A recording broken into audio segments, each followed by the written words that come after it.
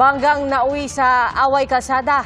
Ipinataw-tawag ng LTO ang lalaking nanapak ng bus driver sa Silang, Cavite.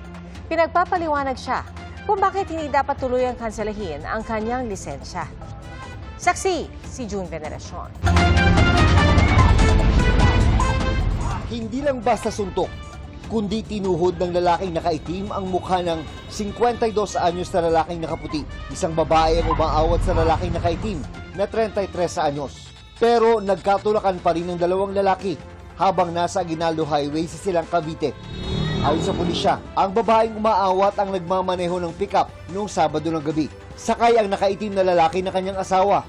Nabangga raw ng babae ang likurang bahagi ng bus na minamaneho naman ng lalaking nakaputi. Bumasagi po nung driver na babae, nasagi niya yung bus at nung tumabi yung bus, bumaba po yung driver at minura niya at nag-react po yung kanyang asawa.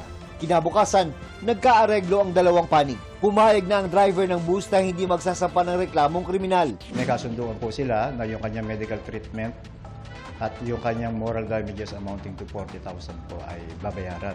Kasama rin po yung pagpaparepair nung nasira doon sa bus na aabot po ng 18,000. Pero di pa lusot sa LTO ang lalaking nakaitim na rehistradong may-ari ng pickup. Suspendido ng 70 araw ang kanyang lisensya at pinagpapaliwanag kung bakit hindi ito dapat kansilahin.